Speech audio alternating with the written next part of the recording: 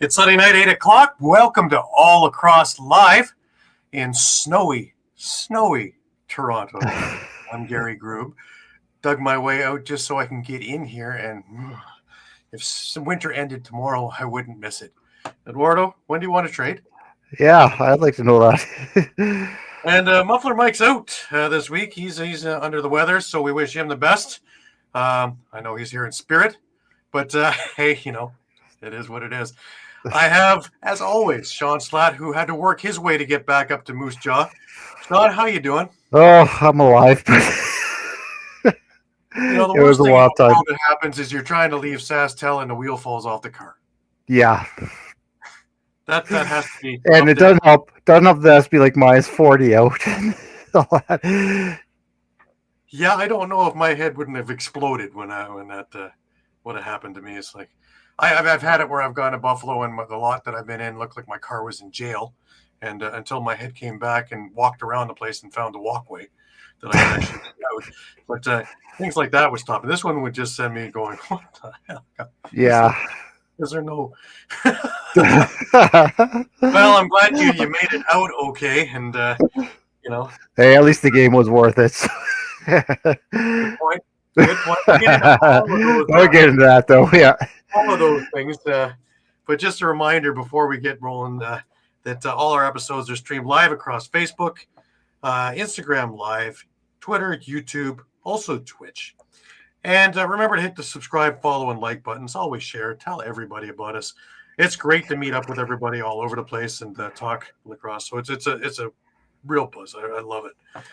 Please enjoy all of our affiliates on the Stream Punk Network, which include the Pat Bernard Show, Tacking Third, Steel Steps, Soccer and Football, pre- and post-game shows, CFL stuff, lots more coming. There's stuff that's to do with cinema. You name it, they got it on Stream Punk Entertainment.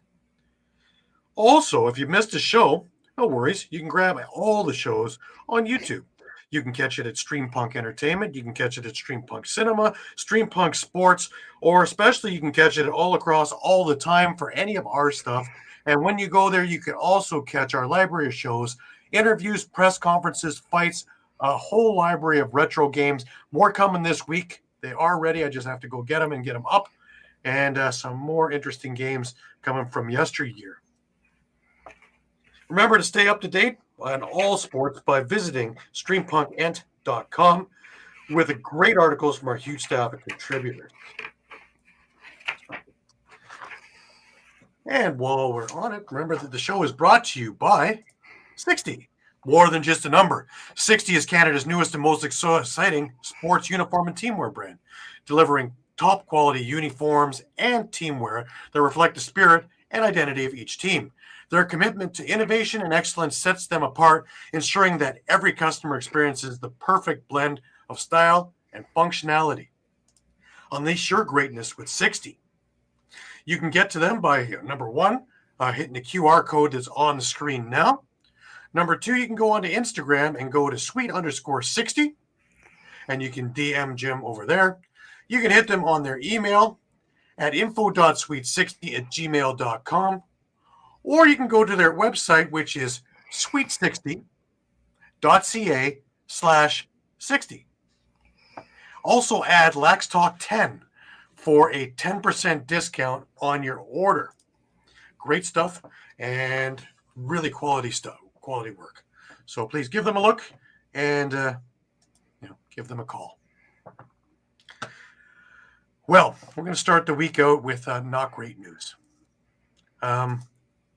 Tommy Beckett, longtime equipment manager for Brampton, for the Junior Excelsiors, for the Major Series Excelsiors, for the Green Gales. He's gone to Prague with me a number of times.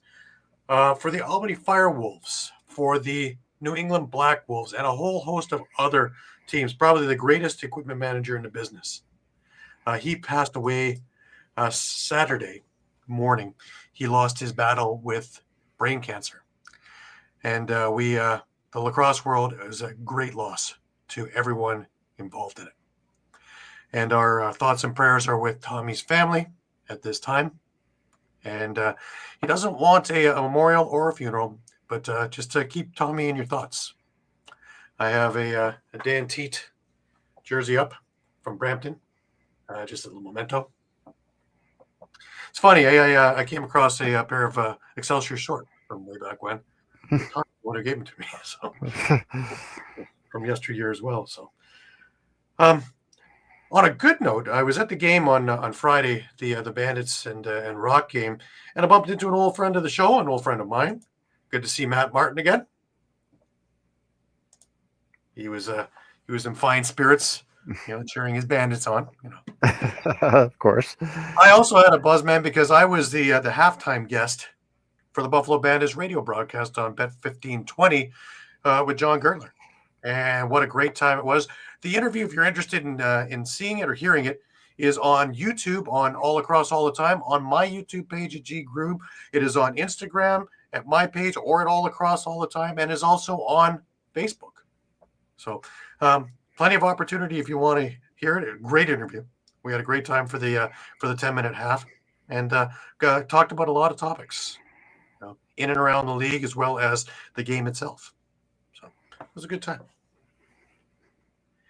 The women's Box Lacrosse Global Network had an announcement this week, and they're hosting an international women's box lacrosse tournament in Vancouver from July 11th to 13th. They invite all competitive all-star teams, top club teams, and individual players to submit expression of interest to help them assess interest and plan accordingly. Please fill out their short EOI form by February the 28th if you're interested in attending. Please go on to the Women's Box Lacrosse Global Network website, and you can get it all there, or you can go onto their Instagram page, and you can get the form there through their links. That's great. That's great. Excellent. Great news, yeah. And, right now, a lot of them are over with the PLL, because this week was the tournament. I was just watching the last semifinal game for who is going to meet the Archers in the finals tomorrow. And the Cannons in overtime beat Atlas. Atlas just can't catch a break, can they? Can't catch a break. They were up. They were up. All game, they were up. And with 1.2 seconds left, a 2-point goal tied the game up for the Cannons. And they just can't get over the hump. Mind you, their best player is sitting in Ottawa, who just annihilated all the. Sure. We'll get to that. We'll might get into that in a minute. The NLL had an announcement this week, and that was a new partnership, and that is with Hotel Planner. And this is going to be great for teams. It's going to be great for fans once this gets up and rolling. The NLL is always looking for ways to enhance the experience for our fans, players, and partners, said NLL Commissioner Brett Fruit. Our collaboration with Hotel Planner is a direct reflection of that commitment. Through this partnership, we're making travel more accessible and affordable across the entire NLL community. This is going to be big, and looking forward to it. As one who does a heck of a lot of traveling around the league, any and all help will be very appreciated, because some of the piecing that I've had to do over the years have been interesting, to say the least. But, that's the big part of that, is including the fans in that deal. That's big that the league has jumped onto that part of the process now as well. So I'm loving Brett Fruit in the office there, because he's not just a one-dimensional thinker. He thinks outside the box. He thinks down the road. He does chess pieces 4 or 5 moves ahead, and is very, very succinct on how he wants to do things. Well, look at all these major partnerships he's come up with already. Yeah, I agree. Just take a look in this season alone, let alone the ones that were done beforehand. Yeah. So the league is in really good hands, and getting stronger and stronger and stronger. And as I talked with Gertler, we're talking about attendance figures around the league, and in more places than not, attendance is jumping. It's starting to move upward, even in some of the places that notoriously are smaller. So that's really a good sign. And of course, with NLL Plus, ESPN Plus, TSN Plus, and the games of the week, things are only going to get more mainstream. So it's really a great time to be part of this. The San Diego Seals, we'll be talking about them a little longer in the program, but they made a couple of moves during the week. First off, the Roughnecks receive Matt Sykes and the 2025 6th-round pick, and in return, The Seals received the Roughnecks compensatory pick, 18th overall in the 2025 draft. So they're looking to retool. Yeah. So. Yeah, I think that was kind of first signs. Yeah. Yeah. And the other part of it, of course, and even though he was on the injured reserve list, is they signed Pat Cavanaugh to a 2-year deal as well. So they're going to try and hit the iron while it's hot with some of these field players that are making a big name, like a Michael Sowers, like a Brennan O'Neill, Yeah. and hope that they have as much luck with Pat Cavanaugh, who's a fantastic talent. So if he can adjust to the box game, that's going to be a big signing over there. Yeah. All righty.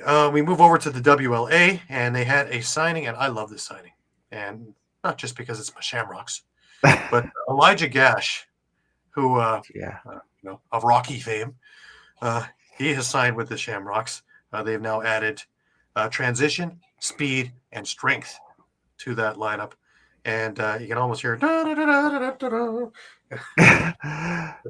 look at the moves the Shamrocks have already made this offseason. You can tell they're loading up to make a run.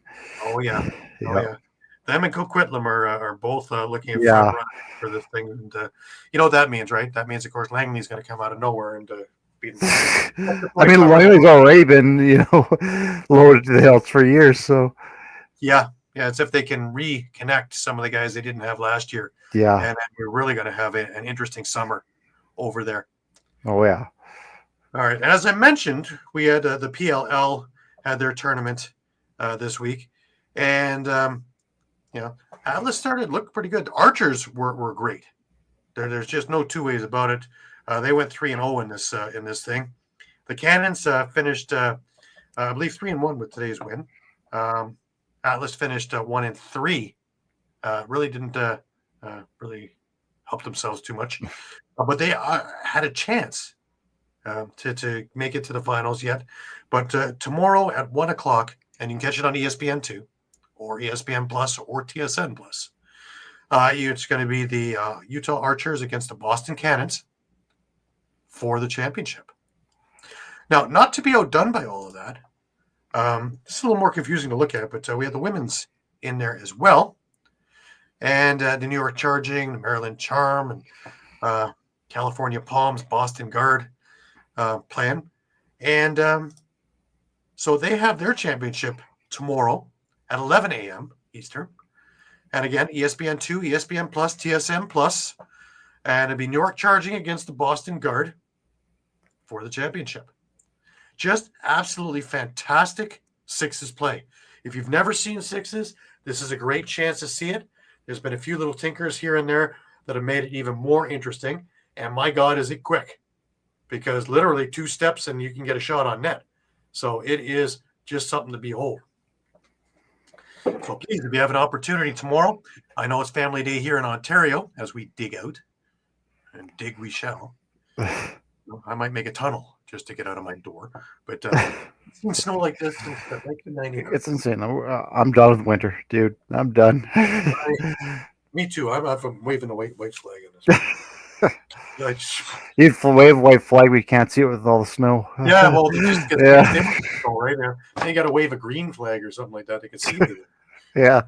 Got to wear fluorescent clothing so they can find you. But ALL was smart.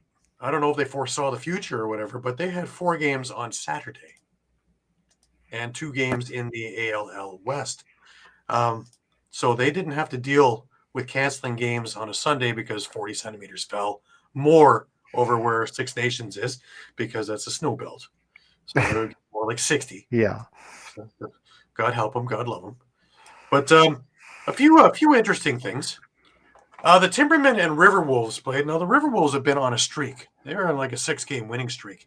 And they hit a very tough Peterborough team who's also been doing quite well. And, the Timbermen took them to town. The Riverwolves had trouble fielding a lineup as they've had some time this year and lost 21-11 in this game. Now, if I remember correctly, they only had 11 runners. Just looking that up. But if I saw that correctly, they only had 11 runners for this game. So for them to get 11, that already is pretty amazing. 2, 4, 6, 8, 10, 13 altogether. 13 runners. So basically, as they got to the bench, they were telling you to get back out there because your next shift was happening. Second in the day was over at the Rock facility, and that was the Brampton Express, who overtook Whitby in the power rankings last week by taking them to task. And they faced the Brampton Express faced the Toronto Monarchs. And again, the Express was a buzzsaw. They beat the Toronto Monarchs 18-7. Oh. And are really making a statement in the league now. And the meeting that I remember with Whitby and Brampton before the one that they just had, Whitby did win, but it was in overtime. So Brampton seems to have them figured out. So this is going to be very, very interesting as we move down the line a little bit. Oshawa and Six Nations faced each other at the Children's Arena in Oshawa in the second game of the day there. And the Oshawa Outlaws outlasted the Six Nations Snipers 14-13. And with just under 3 minutes left, John St. John with the winning goal. And there she wrote. Six Nations actually had to lead 13-12 with about 10 minutes left in the game. Tate Katoni got the tying goal. And again, John St. John with the winner with just a couple minutes left. So Oshawa, who hasn't had many wins this year, that's their fourth win of the year against 6 losses, beat the Six Nations Snipers, who now exactly have the same record. In the late game, the Oswegan Bears, the hard luck Bears, almost the bad news Bears, but again, with their backup goalie, Craig Wendy is still on the shelf. I actually was chatting with him today as well. Talked about that in a minute. They faced the Whitby Steelhawks, who were, getting back from that drubbing last week, and well, it was ugly. Whitby won 24-12. Basically put an exclamation point on this game. It was more or less over from the start. They're just such a strong team. Funny enough, Oswegan got up 2-0 and 3-1. And then the Whitby buzzsaw started, scoring 8 of the next 9 goals. Oh, and that changed everything around. So, 24-12. Looking at the power rankings for this, Brampton stays as number 1 in the power rankings. Whitby is right on their heels at number 2. Peterborough's moved their way to number 3 now with their big victory. Paris has dropped a spot to number 4. Toronto is sitting in number 5. Oshawa has made their way up to number 6 now, dropping Six Nations to number 7. And Oswegan, of course, with a 1-9 record, is sitting in 8th. We had a couple of games in the West. I believe we did. No, we didn't. The West was off this week. How the West was won.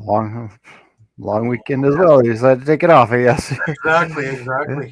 And we'll get more of them later. Oh well. But next week, upcoming is a couple of big games as well for the ALL East. Friday, the Monarchs are against the Outlaws over the Children's Arena in Oshawa. Saturday, the Six Nations Snipers are facing the Peterborough Timbermen. The one to mark on your calendar for next week is the Paris River Wolves against the Whitby Steelhawks, also in the late game in Oshawa. And in Sunday's game, the Brampton Express faced the Oswegan Bears over at the ILA. And that, as they say, is that. Now, we have the whole team that just seemed to arrive for NLL. And you know what? I'm going to bring them both in. First, I'm going to get Caden in because Caden's been here for a little bit. And our Wolves Den spectacular. Caden, welcome to the show. Great to have you. Yep. Oh, yeah. Much more depressed Firewolves fan now. It's a longer tag. It's gonna just keep getting longer. Gonna just Is it? No. Tell me though. Do you think it hurts to lose by a bunch or to lose by one? What hurts more? I don't know. I'm going to give you the other answer. I'm going to give you the other answer. It's obviously, first of all, it's obviously the worst loss of the season. That's no doubt. I feel like that's the worst loss of the season. Like, yeah, there's the Calgary Dane Dobie game, but that because a lot of their games could have gone either way. A lot of flip-flop, coin flip games that just by one goal. So for a game against Ottawa where it seemed like, they could have outscored them. They could have outplayed them a little bit offensively. And then they just kind of went away. I think the biggest thing is that you left the best player in the world unguarded. And he went to town on it. Yeah. You cannot do that with Jeff Teague because, things like that happen. And when Jeff Teague gets 6 goals, usually the rest of the team goes with him. But hold that thought for a second because, we have somebody incognito. And he's about to come on as well. And a paper bag or... Well, it's the closest thing we're going to get to that, I think. And Pat Bernard is now with us. And, just about. Just a happy bunch of souls we are. Yeah. I had a great week here in Saskatchewan, guys. I had a great week in Saskatchewan. I don't know what you guys are talking about. Great week here. In fact, in Shawn's thing here, I couldn't put myself to put on any of their jerseys. So I went with a 2008 John Grant All-Star jersey from Edmonton, where the Edmonton Rush used to play. Yes. Of course, signed by the man too, right? So, but I had to put something on to make me feel a little better, back in those days. Because, yes, you can lose by a lot of goals, and when you lose by 1, you lose by 30. It's the same in the loss column. But that's about the 5th 1-goal loss Toronto's had. So, that one, it stings. Stings. Pat, you're with us, Pat. Oh my God, didn't even recognize what the bag. Pat, do you want to talk about it? Do we need to have a session here, a counseling session? I'm not quite sure what Listen, Pat, I don't have a banana, but I do have a good cup of applesauce to hand you if you're taking one of those. I decided to eat paper. I'm going nuts. I've lost it. This team has caused me frustrations. A happy soldier. Well, why don't we start with you? Peterson's hat trick, 4 assists, lead to a 3rd straight win. Jones drops 3 in the loss. But talk to me. Oh, Brian Beazle says hello. He says thank you. He's the assistant coach in Ottawa. He says thank you to both of you guys, actually. Caden, thank you for putting him up. Oh. Also, thank you for the Higgins because he loves him. He actually was with Calgary at one point, and they had him there for a slight bit there. But, they had Poulin and Del Bianco and Ciliano and stuff, so they had no place for him. But, they thank you. And listen, if I see Mr. Higgins, I think March 27th is when Ottawa's coming here to Philly to take on he's going to take on his own squad. So if he beats him up in the parking lot, I don't blame him. At this point, I don't blame him. He can beat me up. I don't care. Listen. All right, tensions are getting a little high here. I like to say it. Listen. Have a drink. The only rock. Listen, the only rock I want is a rock bottom right now. This is where this team is about to hit. I mean, we have lost 3 straight games. Are you kidding me? Now, listen, okay, I understand the loss to the Buffalo Bandits, fine. Then you bounce back against the Warriors. Okay, on paper, the hard part of the schedule was done. The easy part of the schedule was up. Here we've dropped to Rochester. You can't find them on the map anywhere. And now we have given this Halifax team new life. They have gotten new life because why? We can't beat them at the face-off battle. We can't beat them, and we made too many dumb mistakes. We made 10 trips to the penalty box on Saturday. You doubled it. Last week in Philly, Yeah. they made 5. This week Eduardo, they made welcome. 10. Eduardo. Hey, Eduardo. You're ready to change, Eduardo? 40 centimeters of snow today, Eduardo. Ready to change? They've dropped. They went to the penalty box 10. Halifax scored 6 out of their 10 goals off the power plays. This team stinks. I mean, Joe Terrence only 1 goal. Mitch Jones is about the only guy that showed up. You got Brandon O'Neill. Looks like he's hitting out a brick wall. He put up nothing in this game. He did nothing. Phil Caputo, great, good job, but not going to get the job done. This offense is not creative no more. The defense sucks. Shawn, you and I have talked about this sloppy defense last year. It's last year's issues are back with this team. They're getting cooked off the one-on-ones. They can't double guard anybody. They don't even look for the loose balls. A lot of problems have come on occasion. For Halifax, Clark Pearson, goal of the night. Scoring off a one-on-one battle from distance, shoots a goal from over his shoulder. Beautiful. He was cooking this team all night long. 3 goals. Actually, now he recorded 2 hat tricks in back-to-back games. Randy Stotts, 7 assists. This team, this Wings team has some issues. Has hit a brick wall, and there's a lot of problems, a lot of concerns going on.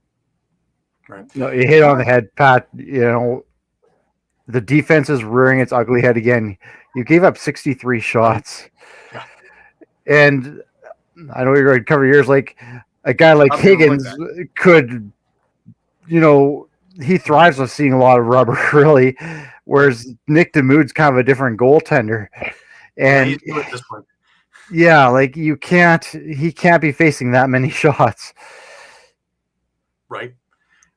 The other thing, and I've been reading this around there, and I find it hard to believe, but they're starting to put the APB. Where's Blaze Reardon? We're in the C, but you don't see him very much. He had a goal and an assist, but really, he needs to be more of a piece to this puzzle. Just like I was saying last week, that Holden Cantoni needs to be a centerpiece in this puzzle as well, because, no goals, 2 assists, that's not going to do it. That's not going to keep that defense honest against them. And they can sit there and sit on top of Brendan O'Neill, because Brendan O'Neill's never experienced stuff like this. He won't experience it in the field with guys sitting on top of his wrists, because he's got plenty of room to move, and as a big guy can make that room. Guys like Caputo, they're secondary scoring. They can't be your lead scoring. The Reardons, Resiteris, if he's having an off game, they're going to have a tough time winning. I mean, you look at your top scorers in Philly. Okay, you got Mitch Jones, 3 goals, 3 assists. The next one is 2 goals from Mike McCannell. Mike McCannell's your second leading scorer. With all due respect to him, but what happened to your Joe Resiteris? What happened to your? I want to know what happened to Blaze Reardon. Where did we go? Blaze Reardon, yeah. Guys, I don't know. It's funny because Joe Resiteris, point-wise, is like one of the top guys in the NLL. And Mitch Jones, same thing. But there's something that's just not right with this team. And it's like I said, you looked on paper after the Buffalo Bandits. It's like, okay, the easy part of the schedule it was going to take place. And we fell to the 10th seed within 3 games. We are now looking up at a lot of teams. Halifax is now a lot better than us. We are looking at the Warriors. We're looking at a lot of teams that are there. Now, luckily, a lot of those teams only have 5 wins. But, hey, listen, credit to the Rush. They're playing red hot right now. Buffalo is looking like they want a 3-peat. There's a lot more questions than answers with this Wings team. And, again, the undiscipline of staying out of that damn penalty box. You doubled it within 2 games. I mean, and like you just said, the scoring on this team is horrible. It's horrible. I mean, you look at this team on paper, Mitch Jones, Joe Resiteris, playmakers, a supporting cast of the Phil Caputos.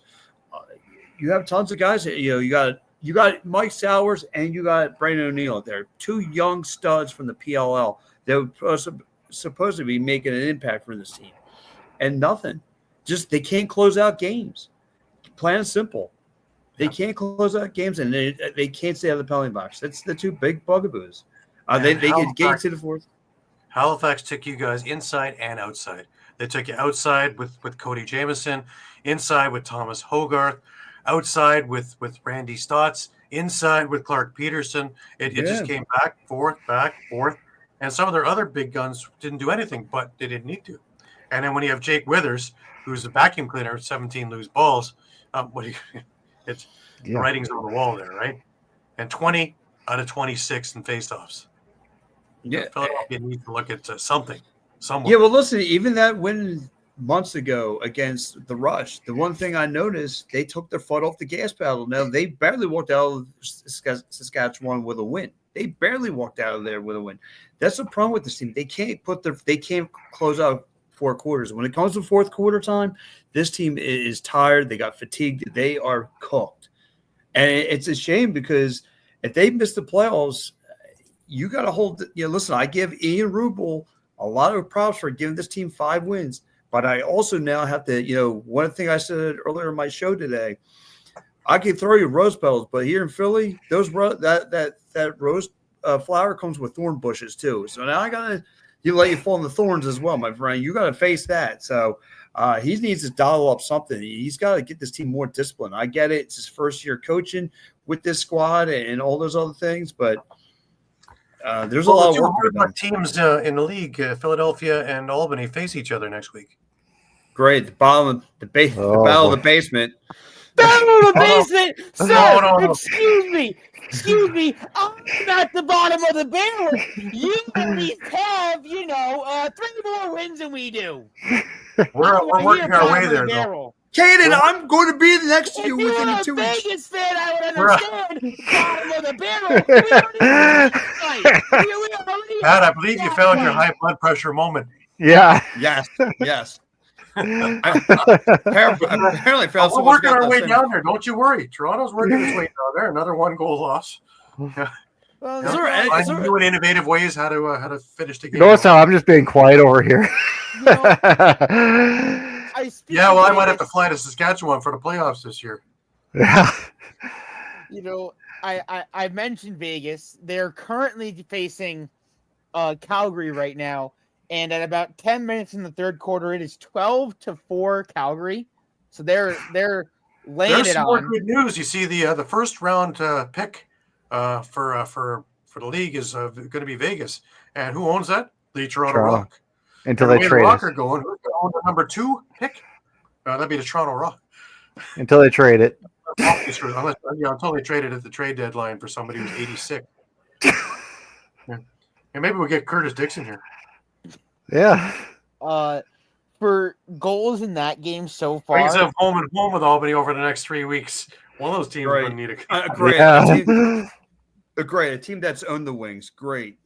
Terrific. It's finally my time to win. It might be the way this team's hit a wall. They crashed right into it. They have yet. This team fell on the canvas. They hasn't got themselves off. They stink. I can't take this Wings team. Everybody's still living on the Super Bowl win, Pat. So I was gonna say, at least you have the Eagles still. Riding the high. By the way, your Eagles. I made a fair amount of money on that one, so thank you. Appreciate that. Oh, nice. Yeah. For Vegas's 4 goals, all Jack Hanna.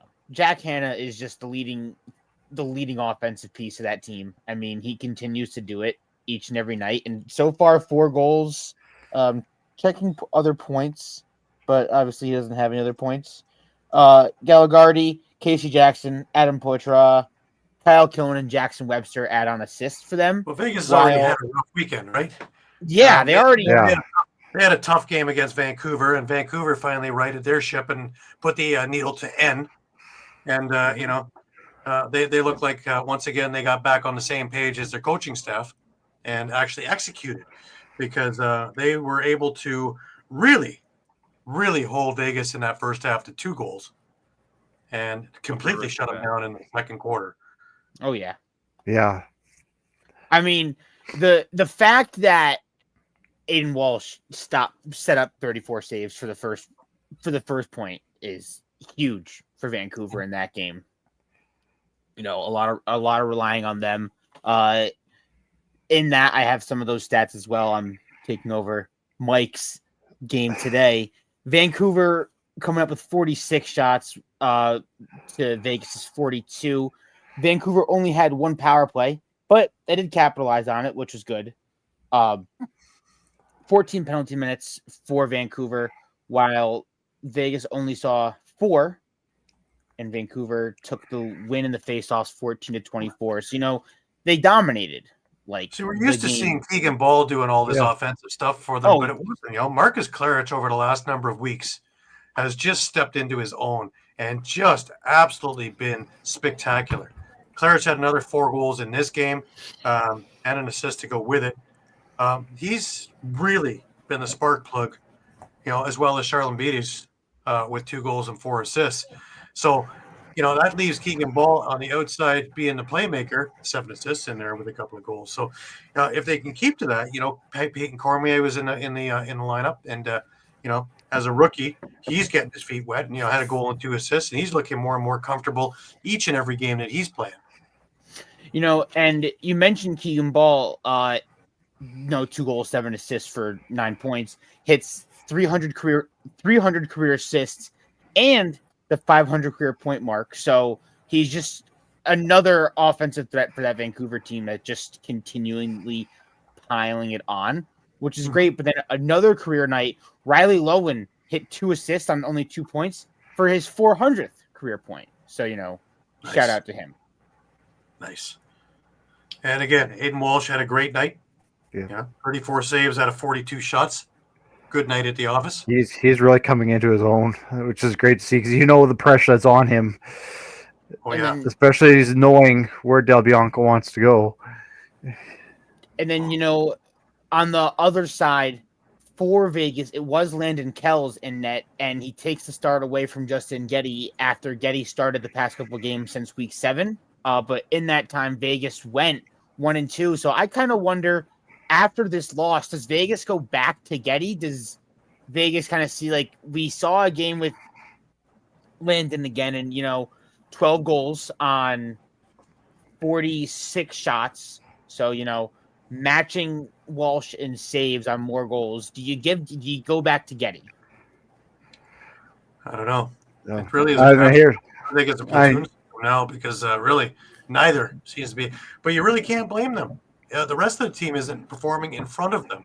Mike made an interesting point off air earlier in the day, and that was if they didn't look good tonight and they're looking worse tonight than they did on Friday, is Sean Williams on a hot seat now? Because, time in and time out, how many times do you reinvent the team before it starts moving upward? And you look at the talent level here, and, there's a lot of talent, but it just can't seem to mesh together. Jackson Webster is a big one this year, and he had a goal and 2 assists over on Friday night.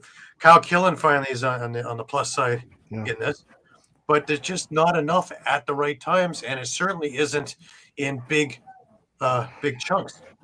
Well, the other thing I want to make a point of too is that game against Vancouver, 4 of the 8 goals for Las Vegas, so half your goals came on the power play. So basically, you're not scoring unless you're up a man.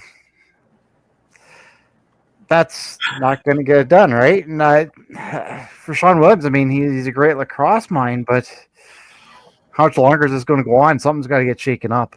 Yeah, and he's won on every level, so that's why he's got a longer rope than most. But boy, oh boy, this is just way too much.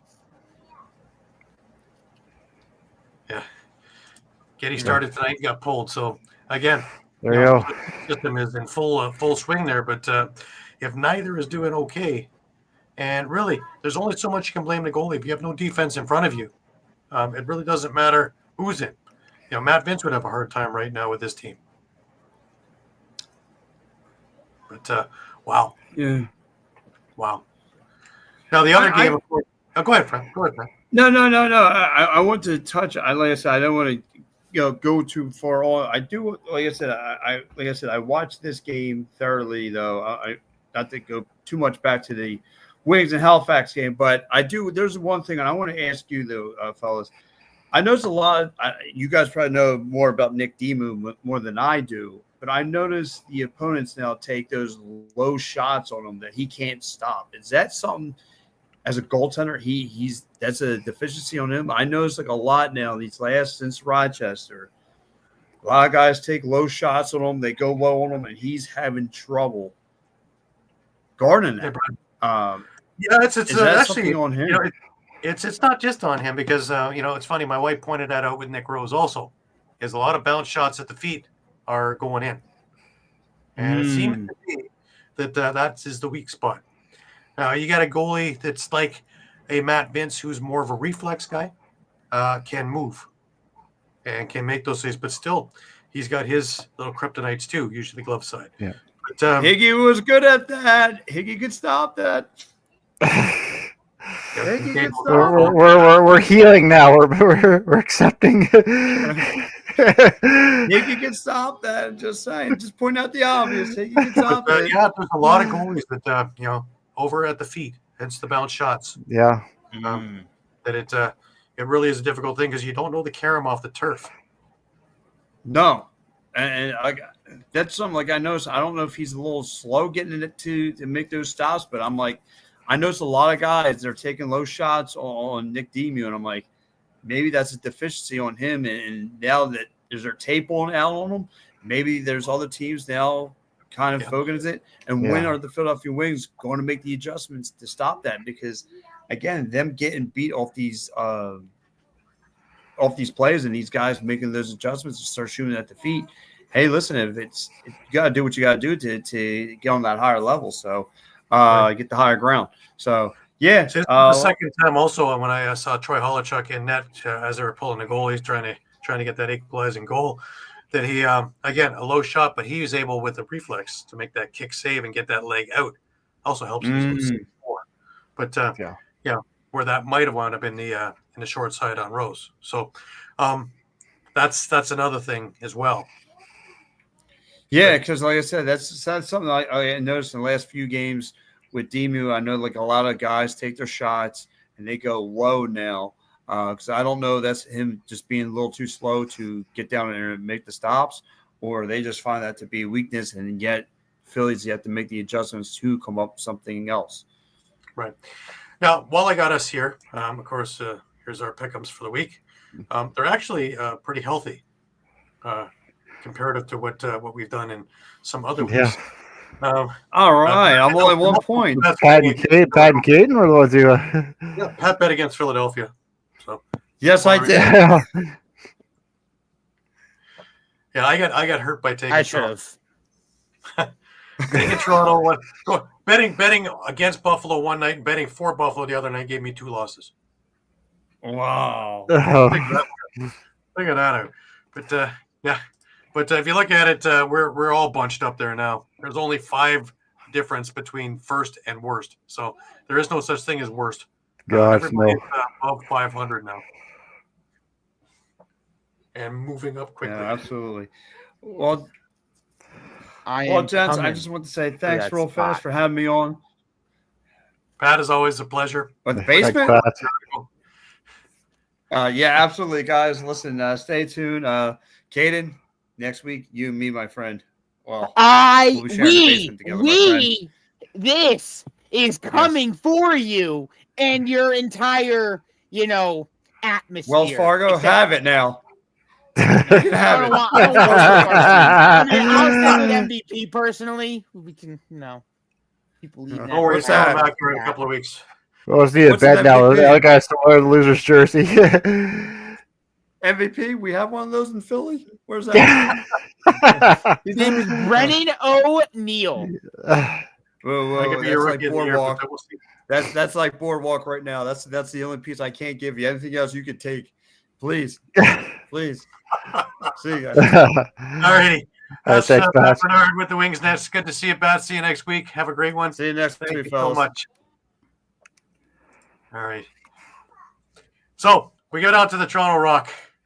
And, this game really was an interesting game because Buffalo hadn't played in a week and a half and came out rather sluggish. And Toronto came out just with just an intensity that I hadn't seen this year. And it was 5-0 after the first. and thinking, this could be pretty good. Corey Small got the first goal. Chris Boucher, Mitch DeSnew in transition.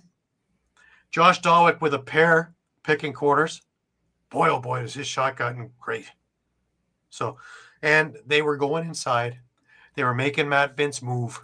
They were, disheveling up the defense a little bit. And it really looked like they were in business. Then the second quarter happened. And, Kyle Buchanan answered 25 seconds into the second quarter, followed by Chris Kluche and Buchanan again. And it was 5-3 at the half. They were able to shut down said Toronto offense, and things were starting to get a little tighter. I then was up in the booth with John Gertler. We're talking about the game. But coming back into the third, my initial thing was that Buffalo would pop a couple quick ones, as they are notorious for. But TD Erlin, right off the faceoff, scored 7 seconds on the power play, 7 seconds into the quarter to make it 6-3. I thought, maybe this is a little bit different. Maybe they actually made the adjustments. Buchanan comes back with his third of the night already. Just a couple of minutes after that, Josh Dawick with his third of the night, again, with another really pretty goal about 7 minutes into the quarter. And then, Buffalo takes over. Chase Fraser with a pair of goals, and he doesn't score ordinary goals. Everything is just highlight reel kind of goals. And Chris Kluche with just a low-to-low pretty goal that he scored with about 5 minutes left in the third, and we were at 7-7. Then comes all the crazy stuff.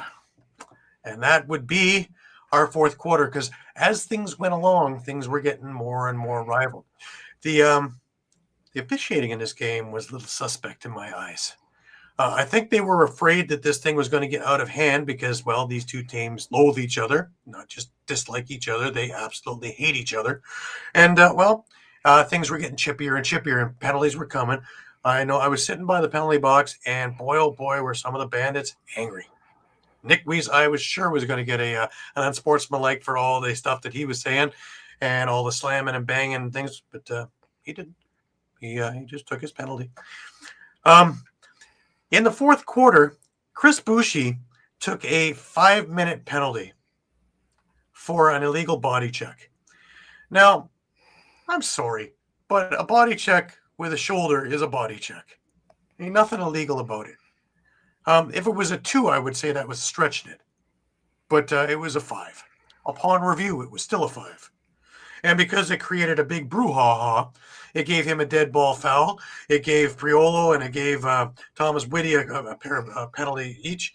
And somehow Toronto wound up with a 3-minute, being shorthanded out of all that mess. So, yippee-yahoo. And, Tohoku Nanticoke scored a just beautiful goal off while everybody was sitting there playing cards. But that started turning the phase around. That was the first lead of the night for Buffalo, 10-9 at that stage. Schreiber made it 10-10. And then, of course, we have more penalties going on for, ticky-tack stuff. Dane Smith on the power play scored a beauty from in close. You knew it was coming. And there it was. Then comes an interesting play. Nick Rose makes a save. Ian McKay runs through the crease. Nick Rose bobbles the ball. Ian McKay picks up the ball. First one to pick up the ball after being in the crease and scores. So naturally I'm thinking, that can't be. Can't be the first guy to touch it out of the crease. And it was challenged. And it was deemed a good goal. And the ruling was that Nick Rose had possession, which canceled out McKay running through the crease. Now, talking to a couple of my official friends, it is the correct call. So, as much as I'd like to get on officials for what in the hell are you doing, it is correct. Because he was deemed to have possession. And again, it begs the question of what Nick Rose was doing on his knees trying to throw a pass out that had him bobble and lose the ball, where Ian McKay could pick it up on the doorstep alone and score. So that's a whole other set of questions for a whole other time. But needless to say, that made it 12-10. Dane Smith scores again, makes it 13-10, and it looks like this is going to be a very ugly last few minutes because a number of boarding penalties, a number of other things going on, a lot of chippy play, a lot of cheap hits, both sides. I can't say Toronto, I can't say Buffalo. Both sides were pulling it, both sides were doing it, both sides were serving because of it. And then, well, with just over a minute to go, the Rock wake up. Mitch DeSnew, he scores. Dan Scragg scores 17 seconds later. So with 50 seconds left, it's 13-12. Face off. And, of course, we're paying Connor Farrell to win draws, and he did. And he ran around like a linebacker. But they got one more shot, which Holochuk made a beautiful save on. And here comes Toronto. And they have a beautiful play drawn up, sign up, for the quick stick at the side. And Matt Vince made the save of the night and saved this game from going to overtime. Stunning save. Why he's the goalie of the year 8 times. Yep. Why he's on the way to winning his 6th championship. Money goalie. When the chips are down, he's there. And that's the way it ends. Now, how does the game end? It doesn't end just like that.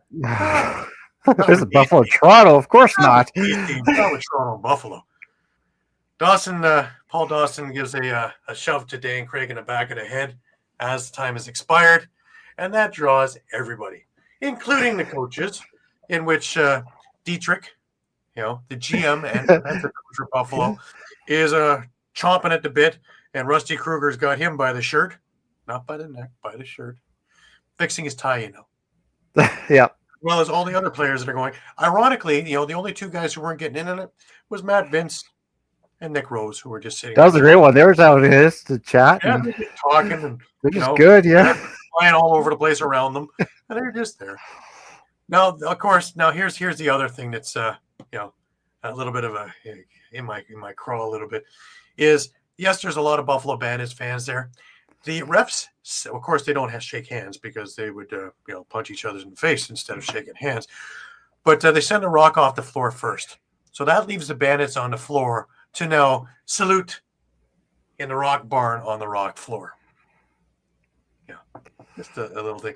Maybe Buffalo should have been sent to the dressing room first to leave the Rock on the floor for their fans. Just saying, because I thought that was going to initiate with a few guys, the Rock guys that were on the floor still, but cooler heads prevailed. Rock loggers were being popped in the dressing room because they needed it. Yeah. But hell of a game. Wouldn't think of anything different, especially on Valentine's Day. The love was in the air. I believe the game was called No Love Lost. Well, we alluded to in the intermission, John and I, of course, about the 2009 St. Valentine's Day massacre of 25-10 for the Bandits and Mark Steinhaus, with still 2 records that stand of most points and most assists in the game, of 13 assists and 17 points. So, that didn't happen. But wow. And ironically, if you look at the penalties, Buffalo went 1 for 6 on the power play. Toronto went 2 for 4. But 53 minutes in penalties for Toronto, 37 minutes for Buffalo. A lot of that happened at the end of the game. See, Bill Hostrauser got 3 10-minute misconducts after the game was over. Yeah. Of course he did. Of course Bill Hostrauser did, right? Hostrauser was flipping in the mouth in the 3rd. I'm surprised he didn't go and just run through the benches and the penalty box and anywhere else. Ironically, I don't think he took a penalty. But the big one was the Bushi 5-minute one. It was like, wow. Yeah. I will say it was very nice of Buffalo and Toronto to give us a sneak preview of the USA-Canada game that we experienced yesterday. Yeah, well, kind of the same thing with the same result, really. Yeah, pretty much. Yeah. But the Rock fans didn't boo the anthem. We're better we're better than that, even with tariffs. It's too expensive to boo the anthem. Too expensive to boo. But we're non-political over in Lacrosse. We're leaving it to the hockey crowd who, by the way, they signed the entire Canadian anthem in French because it was in Montreal. So just a little thing there. They go rogue. They do their own thing there. So we can't really call the country out for that one. Yeah. But that was it, and that was all the games for. Well, no, we had the one game that Shawn has to get to. We had another Valentine's Day, another great Valentine's Day rivalry between Saskatchewan and Calgary, and this Saskatchewan team just doesn't quit. Yeah, they proved this against Calgary. Up 4-3 after the first quarter. Calgary really came firing in the second, outscoring Saskatchewan 6-3 to go up 9-7 at the half. And then, man, like I said, like the Saskatchewan team will just keep coming at you. Levi Anderson's goal to start the third quarter. A howitzer from the restraining line picks the top corner. Just an insane goal. And yeah, bring him back within one. Bennett Smith scores on the power play. Jake Boudreau, transition goal. Robert Church. Now we're all tied up at 10-10, heading into the final quarter. Rush returned the favor in the fourth, outscoring Calgary 6-3 in the final frame. You just can't let Saskatchewan hang around, or they will wear you down, and that's what they did. But for the Rush, Ryan Keenan, finding his stride, 3 goals, 4 assists. Robert Church doing what he does, 3 goals, 4 assists. Austin Shanks, what a pickup that's been. 2 goals, 5 assists. Even their transition game, Jake Boudreau had a pair of goals. Holden Garland had a goal. It's coming from everywhere: defense, offense. They had Frank Chiliano back. He looked a little bit shaky, but not playing for nearly a month. But once he kind of found his groove, he was back on his game again. So a massive win for Saskatchewan heading into their 2 games this weekend. Definitely. Now the game I have circled is a couple of weeks down the road when Buffalo makes their way over to SaskTel Center, and I think that's going to be the game that we were thinking that was going to be Georgia and Buffalo, but I think it's going to be Saskatchewan. And we took a bit of time in that interview also to talk about that and about the pieces and how they're all growing together for Saskatchewan, and just every little bit that he's put together, Keenan has just seems to be working. Of course, there's the chemistry with the guys he's got from Whitby, but every pick that he's got, putting in Triolo there and having him, get comfortable so that he is just a force now. Having, the old guard of Keenan and Robert Church. But now having, of course, with Levi Anderson back in there, as well as, he's eluding me now. Brock Haley. Brock Haley, yeah. What a pickup that is. And the crazy thing is, Gary, you're still sitting Clark Walter. You're still sitting Josh Zawada. Yeah. You're still sitting, and you can switch them in and out. Say, you got to go lefty heavy. I'm going to switch this lineup around. I got to go righty heavy against this team. I'm going to switch the lineup around again. And if you're sitting on your forwards, you got Garland, you got Boudreau, both who can run the floor and run like gazelles, and both are talented scorers, soft hands, but can also get back and defend. And the size of this team, it really, you don't really figure it until you see them. And my goodness.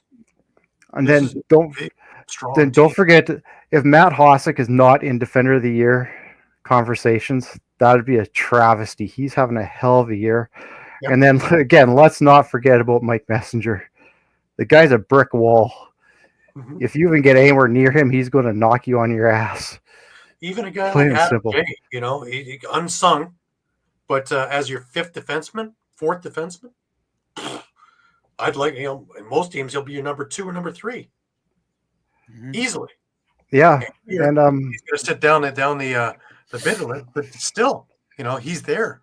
And he had a transition goal. And I mean, he had a transition goal. And I think, I'll get into the other game. I think he had another transition goal in against Rochester as well. So any one of those guys on defense can just run the floor on you. And that's why I say they don't quit, because they will wear you down.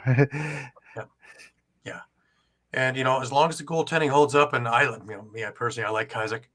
I talked a bit about him again. What a great story that was. But, the other goalie on Saskatchewan, he's doing pretty well too. Well, that's a good problem to have, is it not? Like, if that goalie has any issues, you have a guy like Kostiuk to fall back on. Absolutely.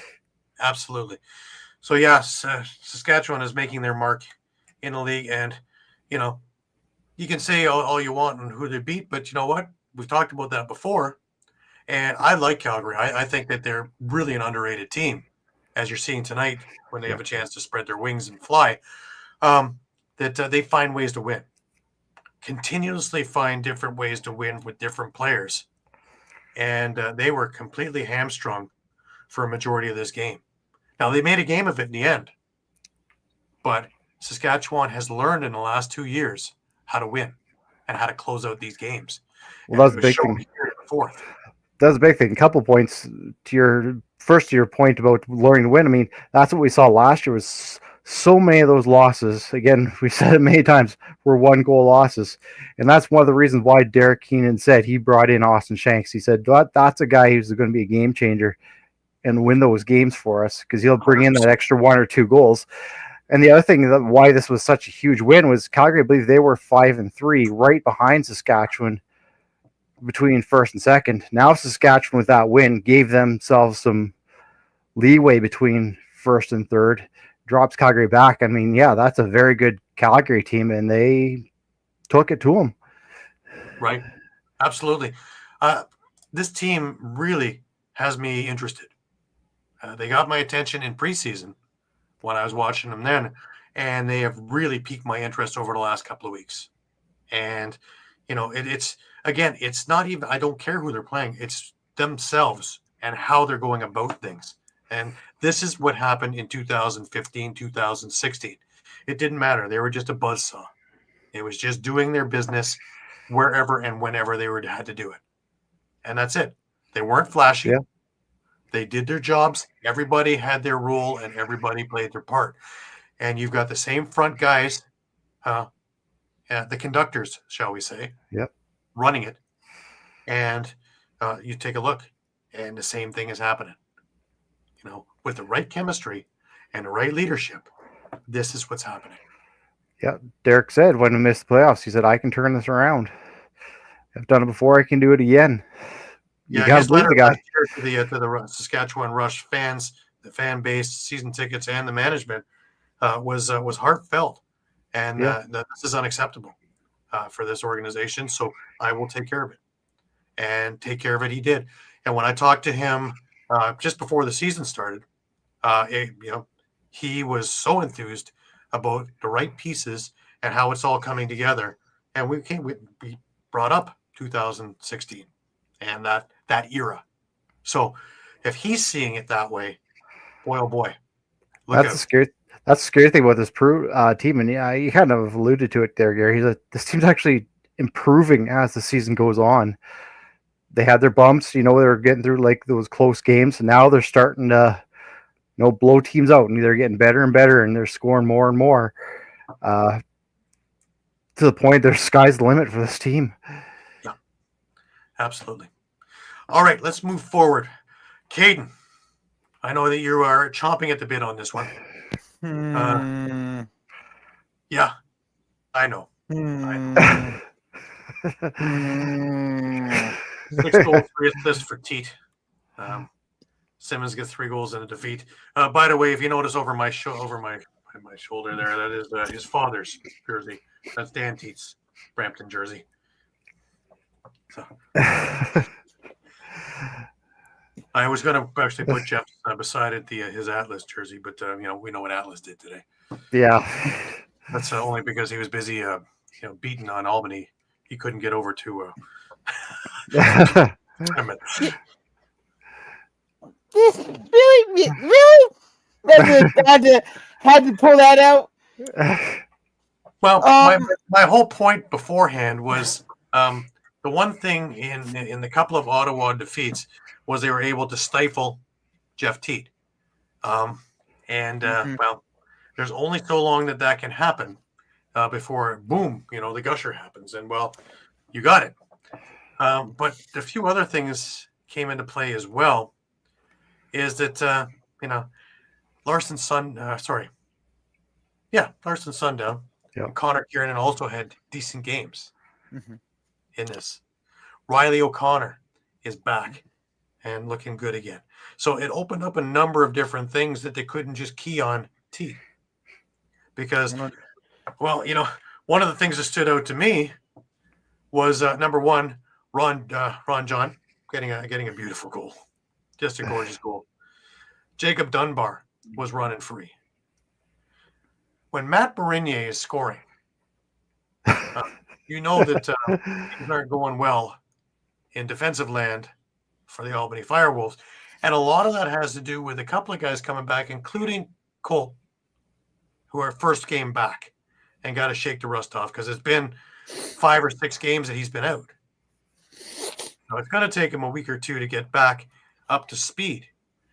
But no way can you give up 6 goals to end a quarter. No, you can't. So, I talked to Clarkey before the game started, and obviously a week off. This was their view of the hard reset, and you hope to come into a game.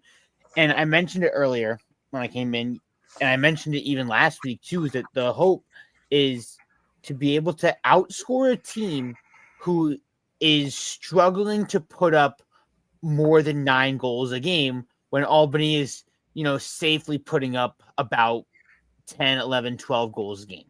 You know what I mean? So that's where it first starts. And that the mantra was that we can pick it up from here. It's the reset. Let's go from here. So then after that whole thing, Clarkey was in shock. Like, I'm going to start with the top. He was straight up in shock. And I mean, how could you not be?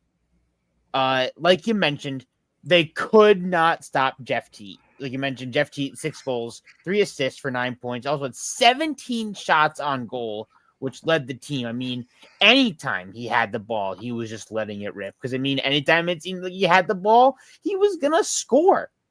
Yeah. Natural hat trick in the first, for crying out loud. Yeah. 4 goals.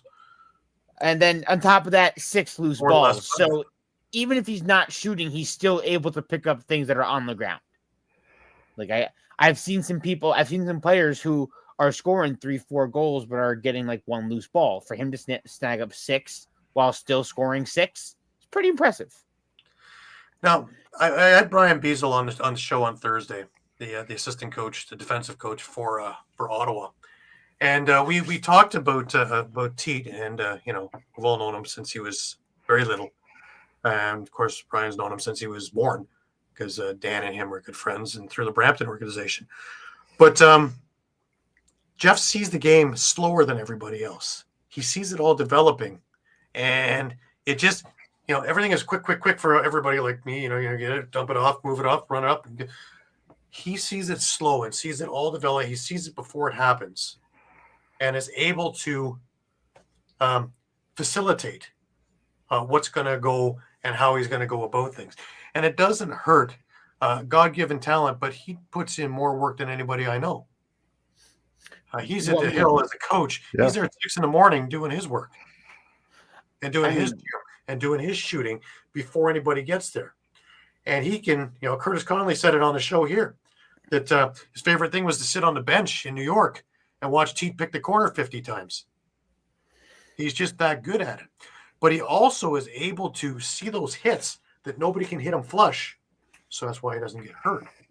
Kind of like a Gretzky. In fact, Troy Cordingley, I remember sitting with him, and he said the same thing. It's like watching Gretzky, because he has that vision and things are slow for him to see it develop, and then is able to just get out of the way enough that things don't pile up on him.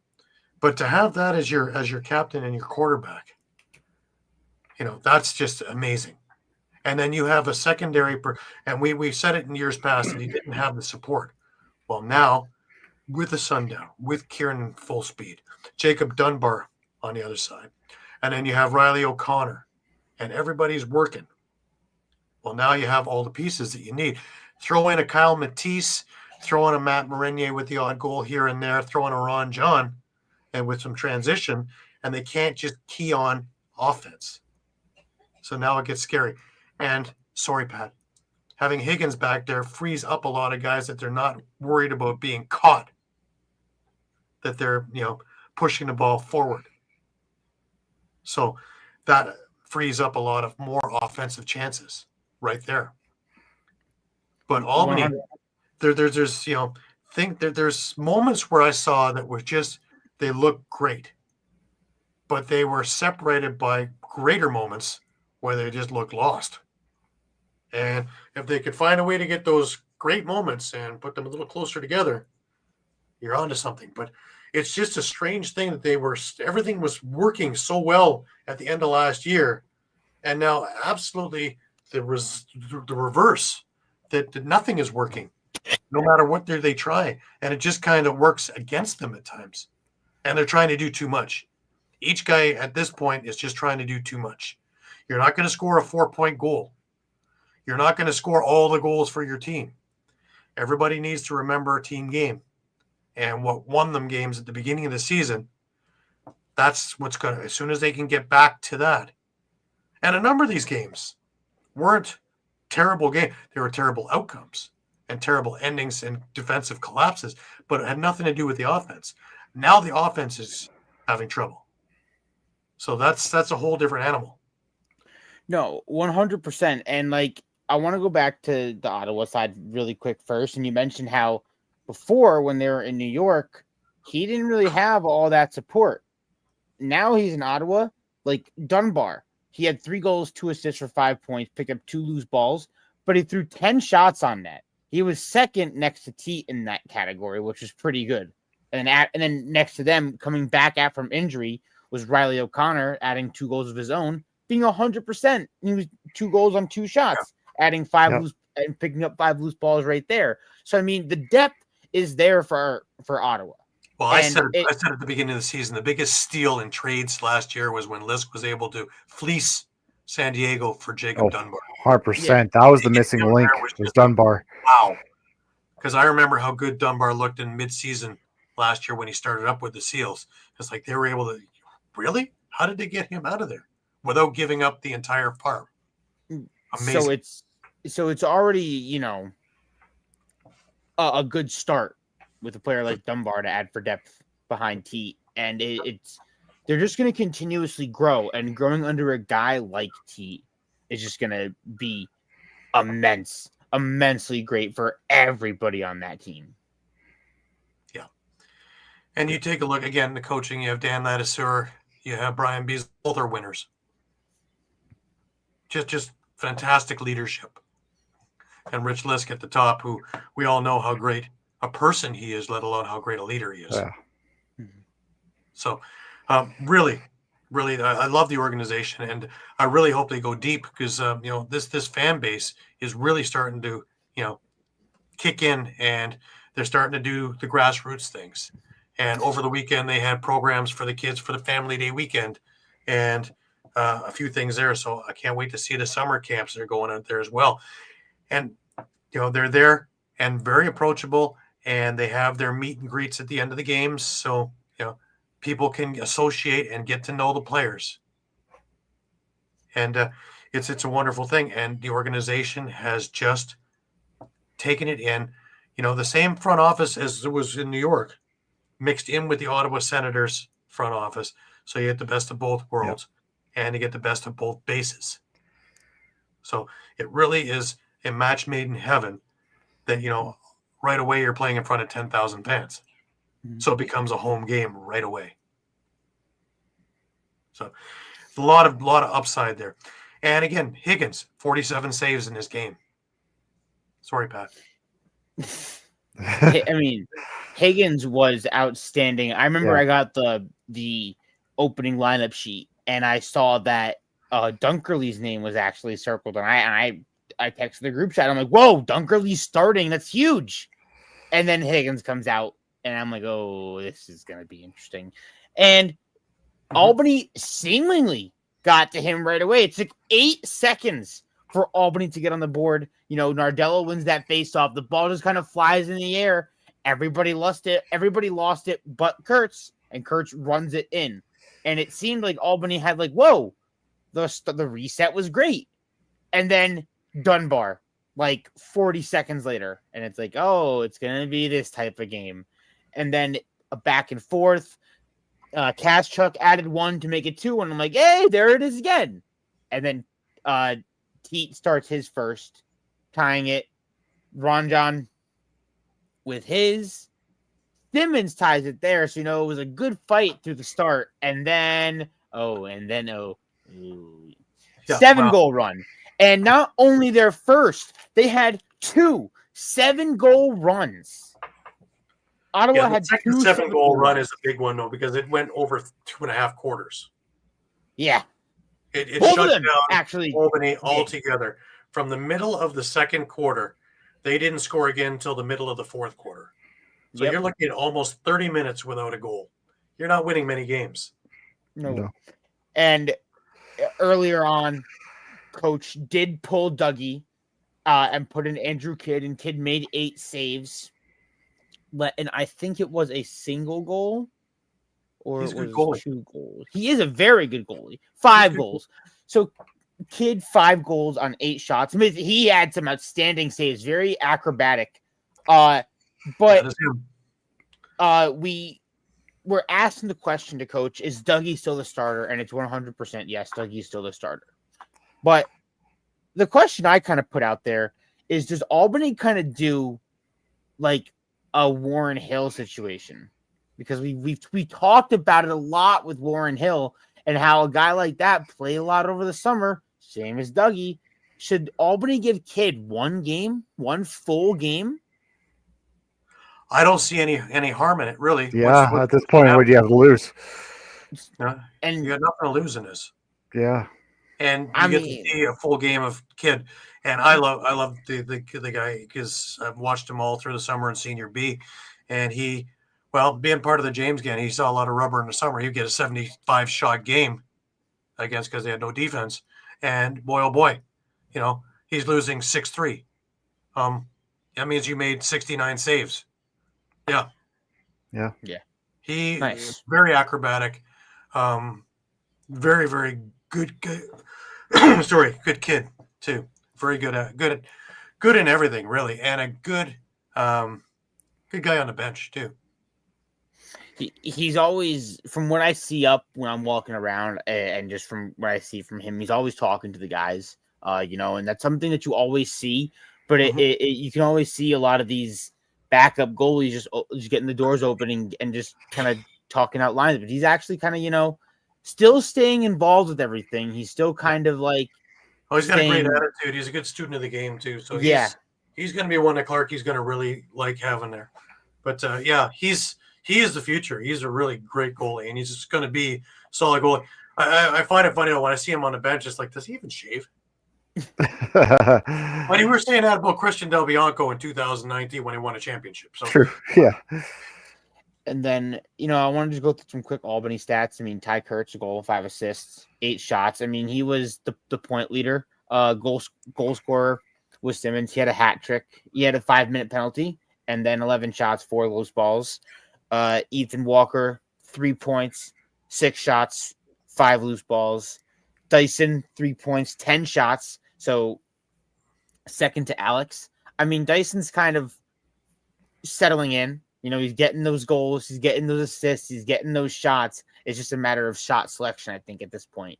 Instead of just shots from all over the place, it's more better shot selection. Samford, 3 points, a goal and 2 assists. And then Carson Moyer, 2 assists. He's really settled in Albany since, making his debut, I personally think. He is having that role of a Sam Firth, being that energy guy. And I saw it a lot last night, being a guy that everyone was trying to cover because he felt like he pulled a lot of players towards him when he was rushing towards the net. So it's a good thing to have in a player like Carson Moyer, and I'm excited to see his future with Albany. But on the other side of that, Joe Nardella with 18 loose balls. I mean, talk about a defensive specialist, and we preach the choir about Nardella each and every week. And what else can you say? I mean, 22 for 31 in the faceoff was Albany. So even in a spot of a tough loss like that, him still being able to come away with 18 loose balls and 22 faceoff wins is pretty impressive. Absolutely. And on top of that, like, we talked with Coach about the, aspect of the fights that we saw, because there was a lot of good scrums. Scrum with Dougie right near third, but the fight from Kostiuk, 3 players on Albany ended with double-digit penalty minutes. That'd be Patrick Kostiuk, ended with 11. Nick Shaykowski ended with 10. And we talked about him before. Colton Watkinson making his return to the team ended with 20 penalty minutes, but also 3 loose balls and 2 caused turnovers. Something that Albany was struggling to do a lot without him was causing those turnovers. So just getting him back for that one game proved beneficial. Absolutely. Yep. Absolutely. All right, let's move forward here. We head on over to Buffalo, and their second game in 2 nights, and the San Diego Seals were sitting there chomping at the bit waiting for them. And, Berg scores 5, including a game-winning goal in OT. Hands Bandits their first loss of the season. Byrne drops 3 goals, 2 assists in the loss. But, this was almost a deja vu. San Diego starts out on fire. They get up 4-0 in the first 7 minutes of the game. McIntosh, Berg with a couple, Zach Currier with a gorgeous, just an absolute laser. And then Dane Smith with 8 seconds left in the quarter on the power play scores, and Buffalo's on the board 4-1 after 1. And again, San Diego's taking advantage of tired, beaten up Bandits. Zach Currier scores, and it's 5-1. Oh, cue Josh Byrne. Sorry, you're just not going to be stopping him for 2 games in a row. And boom, 2 goals in a row comes Byrne in a span of about 25 seconds. And both beauty goals, both typical Josh Byrne goals. Kyle Buchanan with one beside another gorgeous goal. And it's 5-4. And all of a sudden, it's like, here it comes. Ben McIntosh converts a Rob Hellier pass, 6-4. Ian McKay hits one, 6-5. And then Connor Farrell. He didn't want to score on the road. He only wanted to score at home. He was dishing stuff off that he could have probably taken a shot on net on the road. And he had the penalty shot when I was at the game a couple of weeks ago when he missed. He hit the goal, tied the game, and the roof came off the KeyBank Center. Absolutely. If there's a folklore hero, that is the milkman, Connor Farrell. And it was 6-6. Hellier comes back with a pair of goals late in the quarter. To their credit, San Diego didn't crumble. 8-6 at the half, and all options were open for adjustments on both sides. And you knew both teams were going to do different things. Well, it started getting rougher again, as would normally be the case, right? Josh Byrne got his 3rd of the night, unassisted to open up the 3rd quarter. Dylan Watson on the power play with a blast, and it was 9-7. Chris Kluche with a low-to-low gorgeous shot that just went between the wickets into the far corner, and it was 9-8. Westberg having the night of nights again, brought it to 10-8. Now here comes the penalty trouble for San Diego, taking a couple of penalties stupidly. And in those penalties, as I was looking at my wife going, cue the comeback. And sure enough, kaboom! Ian McKay with the first power play goal. Kaboom! Not much longer after that, Kyle Buchanan in this game is tied, and it is 10-10. Dylan Watson gets one more before the end of the 3rd quarter, and San Diego still is leading 11-10 heading into the 4th. Well, who was the best team in the league in fourth quarters? That's right. Buffalo. Bandits. And they score in bunches. Shot. Yeah. And sure enough, bing, bang, bong, and there was 3 goals, and it was 13-11 Buffalo, and most of us are sitting there going, here we go again. Here we go again. Yeah. But San Diego had different ideas. Westberg scored with just under 5 minutes left, made it 13-12. Now, with the goalie on the bench and just under a minute left in the game, it seemed as though Westberg had scored his 5th of the night and tied this game up. Going to send it to overtime. Upon review, it had seemed as though that Dylan Watson had gotten into the crease and was the first player to touch the ball afterwards, golfing it into the corner, which eventually went to Berg, who wired a shot into the top corner. The goal was then disallowed with about 49 seconds left in the game. And again, most of us are sitting there going, that was the opportunity. That should be it for San Diego. Nobody told Berg and Courier this. With 5.8 seconds left in the game, Westberg found Zach Courier, who wired an absolute howitzer into the corner to tie this game up, sending this game to overtime. Now, Buffalo wasn't already tired enough playing 2 absolutely slobber knocker games that both were rough, both were full of penalties, both had lots of cheap shots, both had lots of interesting reffing all through the game. Same reffing crew. Merely a coincidence. Here we go into overtime. And this overtime, you would think that maybe they would feel each other out a bit and then back, forth, up, down, shot, save, bing, bong. Away we went. Westberg got his 5th of the night at 5:02 off a Trey Leclerc pass and hands Buffalo their first loss of the season, and more importantly, put San Diego back in the equation at 500. They're now 5-5. And these 2 teams face each other next week in San Diego. So if you don't think that the carpet was laid out in this one, get yourself some popcorn, get yourself a couple of, Wiggly Pops, and, should be a fun evening all around. I'm hoping to get out of the bobblehead night in Toronto. Catch this one because it's going to be a heck of a game. But what can you say? Westberg, 5 goals on the night. Ian McKay with another fantastic night. Swiss Army knife, 3 goals on the night there. Dane Smith quietly with 8 points again in this game. You just can't shut him down. It just doesn't make a difference. You may be able to stop. You only had 2 goals, only 6 assists. Kyle Buchanan with a pair of goals. Josh Byrne, they kept him quiet in Toronto. 3 goals, 2 assists in this game. That's the thing with Buffalo, is you can keep it quiet one way and then, spring a leak elsewhere.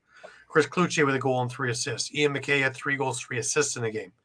So it just came from everywhere. Nick Weiss with a very important goal.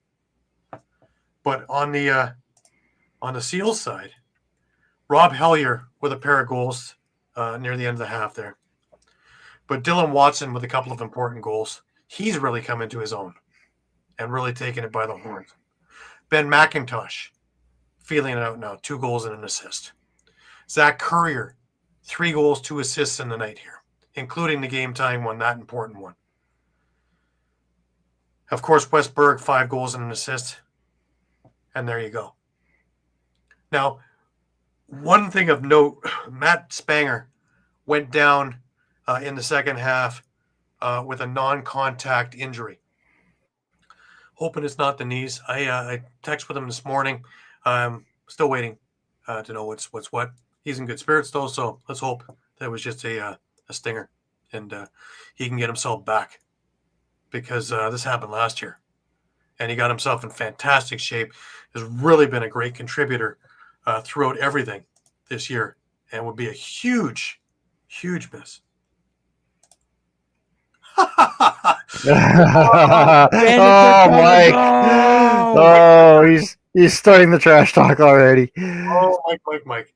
Yeah. And San Diego going for back-to-back wins. Let's go. Yeah. Oh, yeah. Yeah.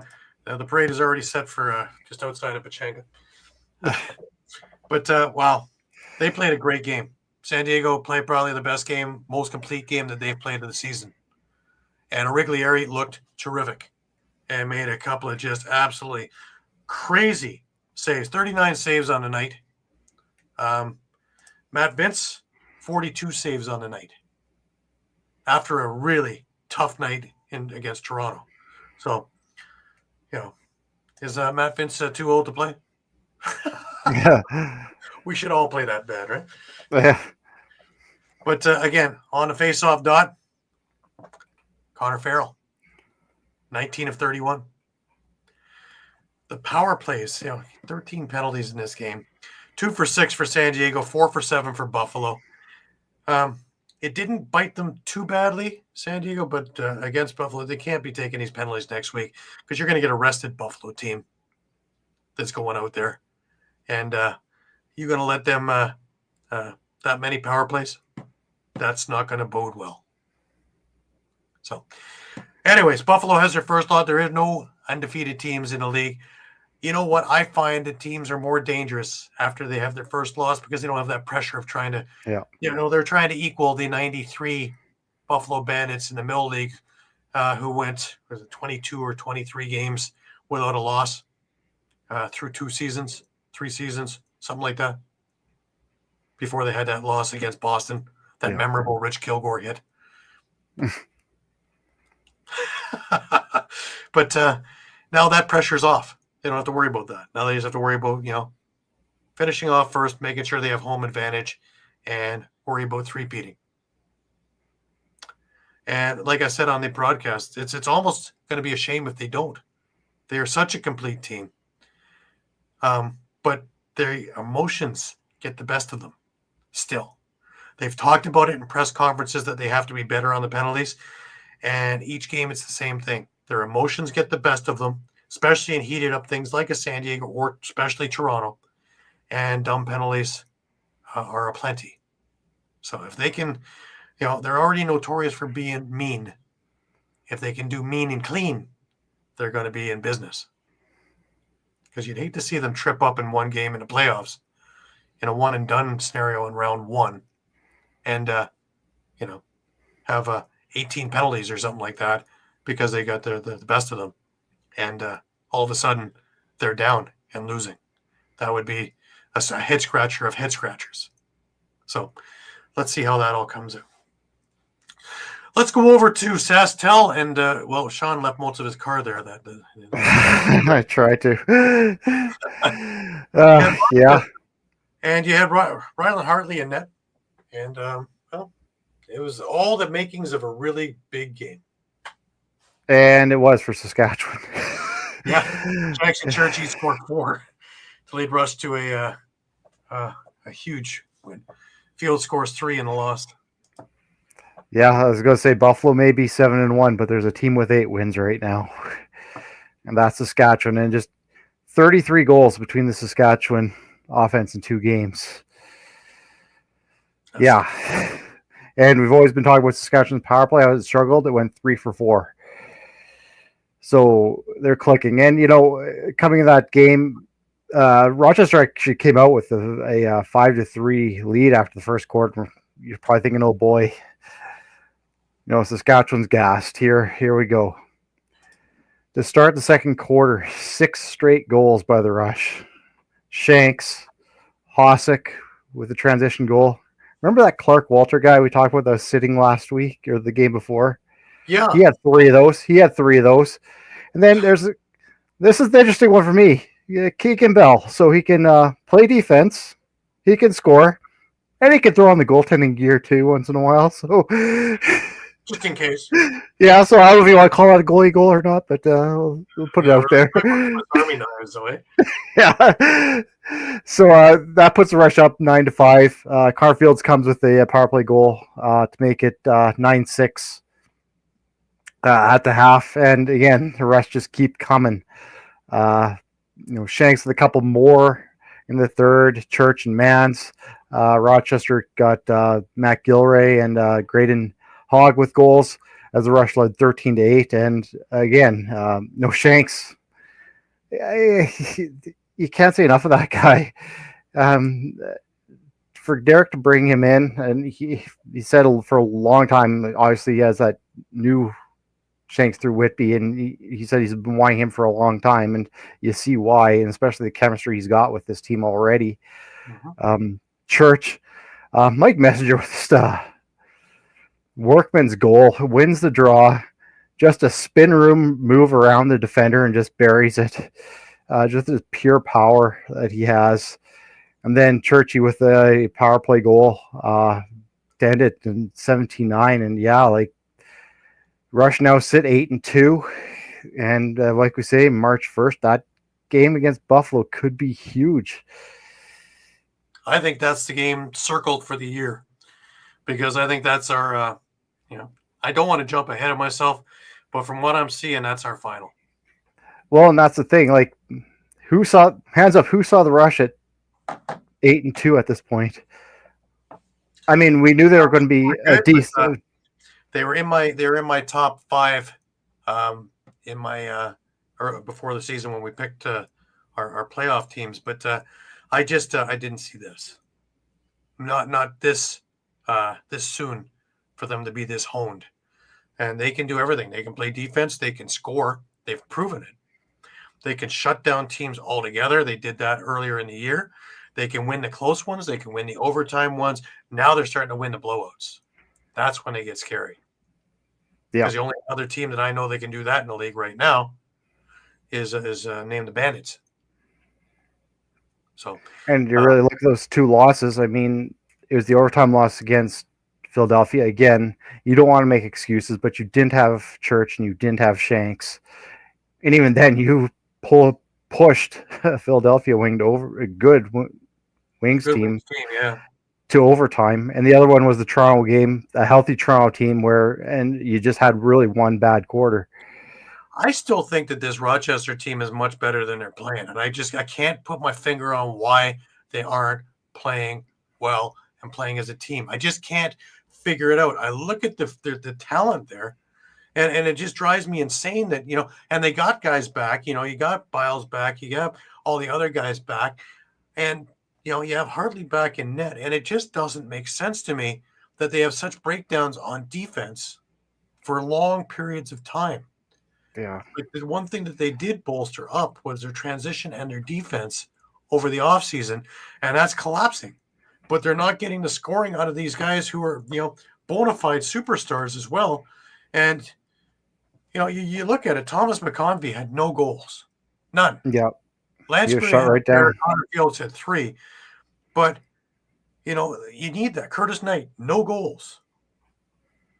You need out of there. Kyle Waters, no goals.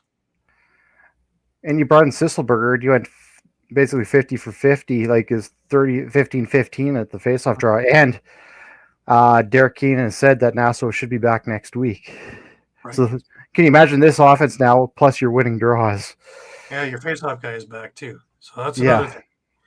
And then you take a look at the other parts of it, and Josh Medeiros, transition, no goals. Nothing, yeah. Brad Gillies, nothing. It goes around. Matt Gilray, 1 goal. These are where you need to. This is what you bolstered everything up on. And it's making me wonder. Rylan Reese, almost invisible. Yeah. That's frightening. And the Great Hogs had a couple of great games over the last little bit. 1 goal. Saskatchewan just completely shut him down altogether. Made him a non-entity. So, it's one of those things where that someone like Connor Fields is going to get his points. It's just trying to limit all the extra stuff around him and limit what he can do. So if he's going to get 3, try and limit what he's not going to get 10 assists. Yeah. And sure enough, you are like flying, just absolutely suffocating the rest of the offense there. And that's it. Now, a little scary of moment there is Rylan Hartley took one off the helmet in this game. And we all know his concussion problems. we're more or less on last chance. So I think everybody, every time a shot comes at his helmet or up around that area, everybody's holding their breath. So yeah, because I remember seeing that shot, and he was a little wobbly getting up, and yeah, it's scary. With his history, it's very scary. Imagine what it's like for him. Yeah. Does that become a psychological thing? Because he's a good goalie. Oh yeah, no doubt. Very, very, another reflex goalie, another one who's won on every level, and he has this now where you're almost at 10 strikes you're out, and this has to play in your mind, especially after you take a shot. There, going, okay, I'm okay. So, we have to start wondering about that, and that has to play into the psyche of the team. And there you go. Calgary robs Vegas 21-8. First scores for 20 or more goals in the game this season. It brings us to that question now: is Sean Williams on the hot seat? Because this was a really deplorable effort by Vegas. Yeah, now, and Calgary's good. I don't think Calgary's 21 good. No, I hate saying it because I respect Sean immensely. Sean's a great guy, but and it got worse. Yeah, but it's just something's got to change and something's got to shake up. Yeah, because to say it got worse as the game went along, it's almost as they gave up. They gave up 7 goals in the fourth. Yeah, I mean, and that's the team that should be mailing. Calgary should have been mailing it in at that point, and they're scoring 7. Just 3 players alone combined for 30 total points.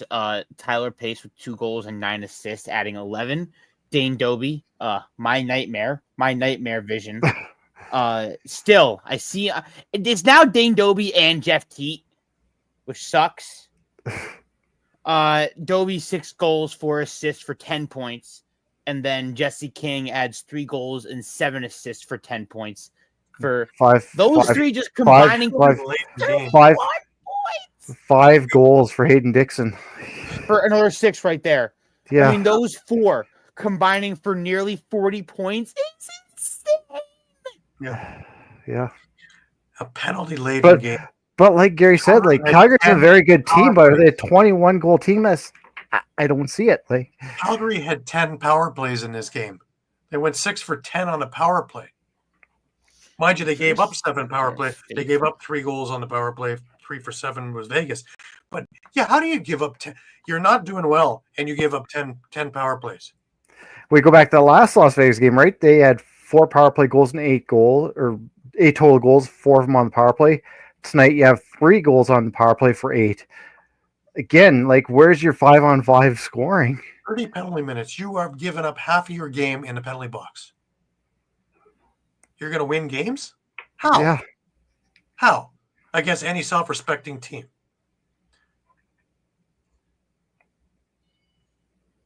Oh, Caden, you're muted. Caden, I can't hear you. Hit the mic. Sorry. I was just saying that this was the 6th game that Vegas has failed to score more than 10 goals. And I mean, it's a scoring thing. It's definitely a scoring thing because if you're not able to produce more than 10 goals a game, you're not going to be able to win. I talked about it earlier just in this show, and we've talked about it earlier on as well. They've only scored in one game. They've only scored more than 13 goals or more. Yep, that was the Georgia game. How many couple of years now? One game. And even that was weird because I think they got 13. But it's just bizarre. How there's too much talent there for them not to be able to do anything. They can't keep relying on a defense that doesn't seem to be there. That's what it is. Is that they're trying to put too much on to Jack Hanna, I feel. I mean, Jack Hanna, 4 goals for Vegas with Casey Jackson, Jonathan Donville, and Kyle Killen rounding out the scoring for Vegas. But they needed to get a lot more. Well, that's my point. Well, that's the thing. Like Jonathan Donville, where has he been? Like, he was supposed to be a prized, acquisition out of that Panther City dispersal He draft. went great on Panther City. Marshall King, like, we know what Marshall can do. He had 2 he had a great assists. summer, but you know what? I don't know if that wrist is 100%. Yeah, remember he had it broken in the Six Nations Man Cup. True. Yeah, His second game he was gone, and he hasn't been the same since. So I don't know if that thing is 100%. fully healed. And the other name I was going to say was Kyle Killen again. Like, we saw what he's done with other teams, and he's just silent. Yep. I mean, we know he has the talent to do it. Nothing in this game. 1 assist. We talked a little tiny bit about it outside of the show. What are the chances that, with a Nathan Grennan being available, what are the chances that Vegas says we might go snag him up? I'm just curious the backstory of why Nathan Grennan was released from Ottawa, because the couple of games he did get in, he played well. Yeah. Very well. Yes, I agree. It doesn't make sense other than it's other commitments outside of the league on Grennan's part, not from the teams. So maybe it's just commitments that he can't play, which I would have figured he would have snapped up the same week, like when he was released before and all this stuff, just snapped him up. Yeah. Yeah. And I see where you're coming from, Caden, but I don't know whether one player and one small will change this. Oh, yeah. No, 100%. See, even Buffalo needs, Smith and Byrne, because you can key on. So here they need somebody that can be their quarterback. Oh, yeah. Because they're trying to rely on Donville or trying to rely on Hannah, and they're scorers. You need somebody who is a facilitator, one who's going to do what a Challen Rogers does here in Toronto, or a Schreiber for that matter. Schreiber's just got so much talent that he can put numbers up in scoring as well. But really, he is the center of dumping everything off. Rob Hellier in San Diego, that kind of player that can just what Sean Evans used to do when he was around. The guys like that who can stir it up, can score, but can also dish the ball off anywhere they need to be and can just see it that well. Jeff Teat kind of idea. Mm-hmm. Now, I'm not talking about that because that's a once-in-a-lifetime thing to have someone like him come around. But to have somebody like that who, all through the ages, you take a look and there's always been that guy that can, dish it off. Your point guard of lacrosse. Yeah. Vegas is in dire need of that, but they're in dire need of 2 trees as defense as well. Someone That's like true. Spanger and a Dawson that comes up to mind in Buffalo, who are stay-at-home defensemen that will make you pay huge, and they are big enough to do it. And you cannot run amok anywhere near Matt Vince without paying a heavy price. Vegas needs something like that. They need a couple of guys that are big. I remember the year that Toronto started out 0-8, and their defense was the smallest I'd ever seen. Well, they got to work and had the biggest defense, and you know what? They went 15-3. So the next year. So guess what? It works. You cannot let teams just get inside and do whatever they want to do. And I feel like going back to Albany, that's kind of like an issue that they most desperately have. We talked about Eric Fennell a lot, and I've spoken with Coach. I've spoken with Coach about Fennell and how they brought in Fennell to be that kind of person to create more space to let guys like Simmons and Kurtz and Walker not be covered by hits and by just defensive lockdown. And Fennell is supposed to be the guy to push them off, to be that type of, I'm going to protect my guys. And it just didn't work out right there. But that's a type of thing that Vegas needs. I mentioned Fennell. He's perfect. He'd be like a perfect name. I know it's not going to happen, but I mean, 3. I have actually the stuff on Fennell right here. It was 3 goals or 2 goals and 7 assists in his last 3 games Yep, 2 goals and 7 assists in his first 3 games with Ottawa. Yeah. Wow. Another stat I want to bring up too, just out of Las Vegas, I find quite interesting and concerning more than anything. 4 blocked shots. Now I look at a team like, again, let's look at Saskatchewan, one of the top teams. They had 12 blocked shots against Rochester. Everything up, yeah. Yeah, like they'll put it all on the line where it just seems like they're fine with just getting out of the way. Well, I have an impression of the Las Vegas defense from tonight.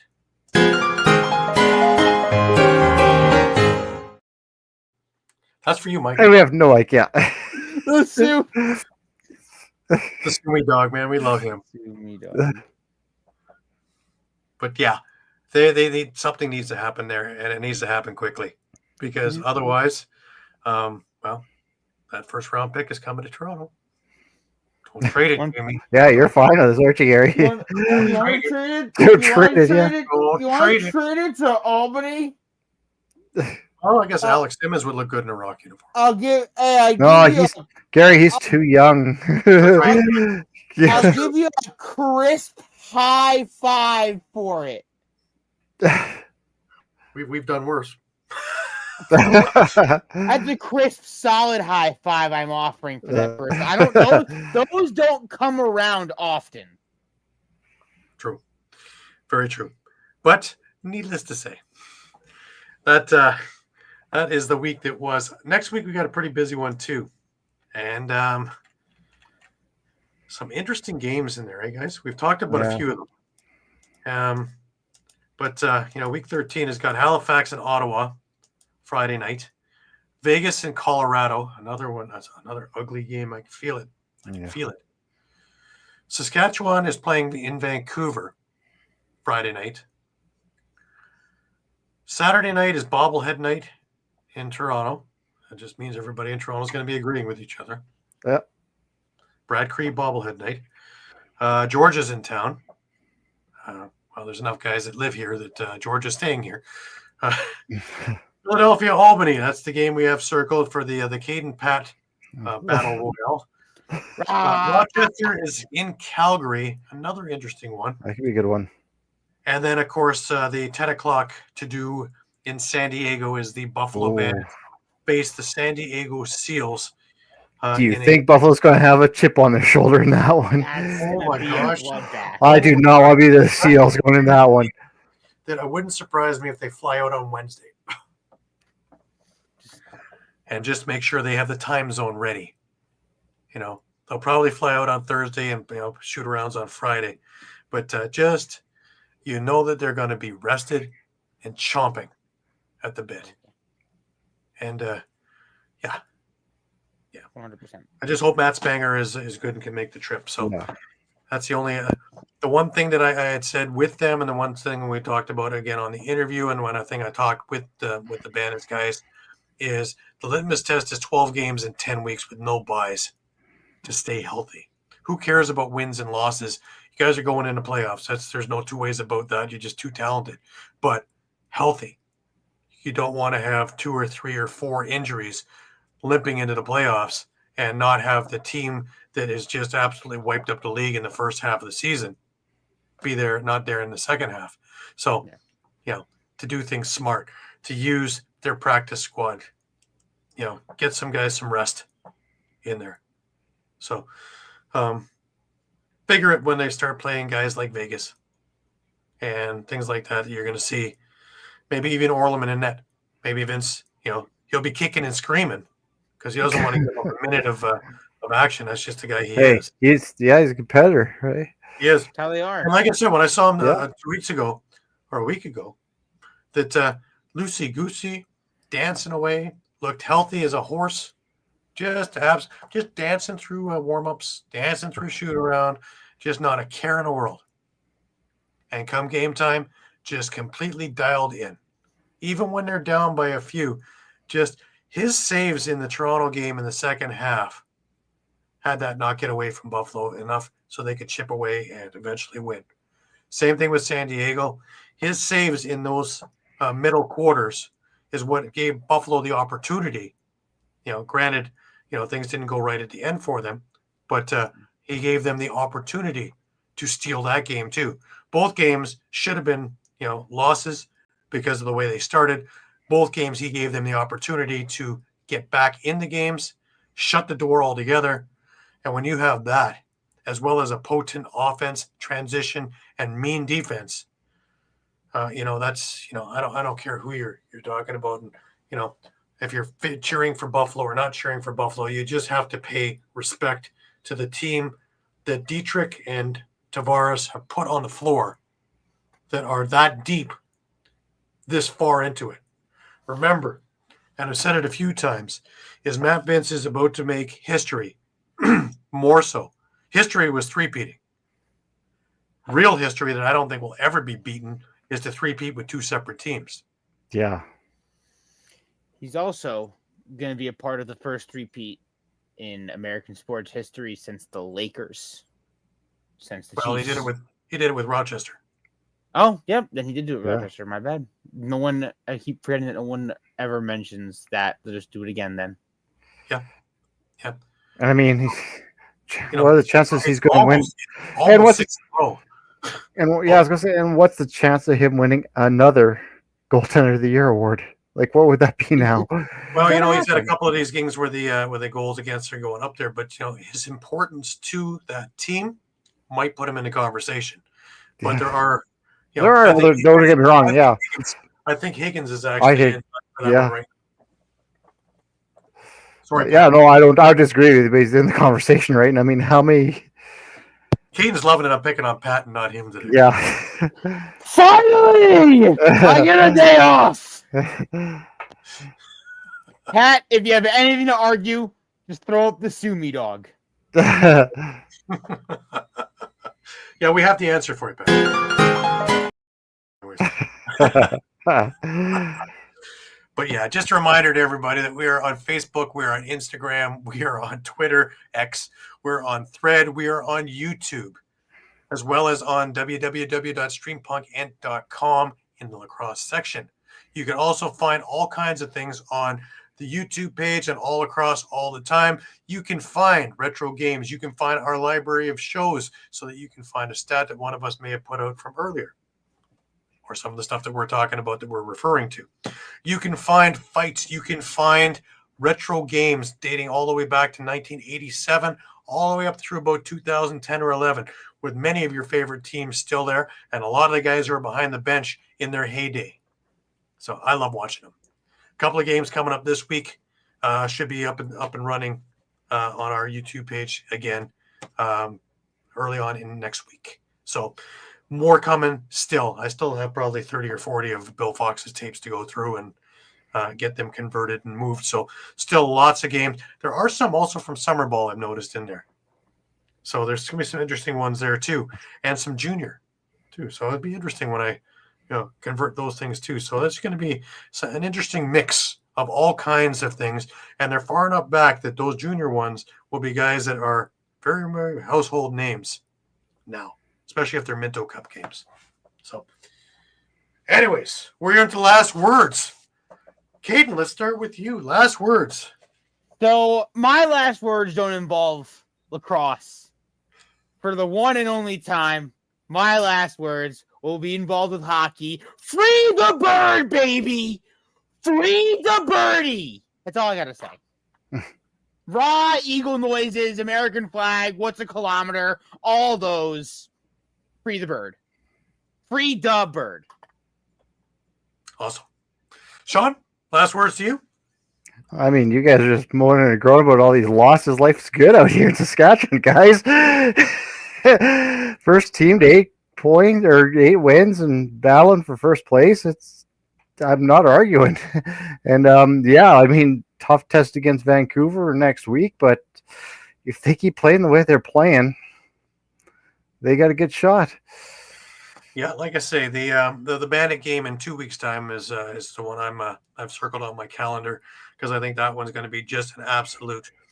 That's going to be our preview of what we're going to see in the battle in May, I think, because I don't see anything else that can really upset it.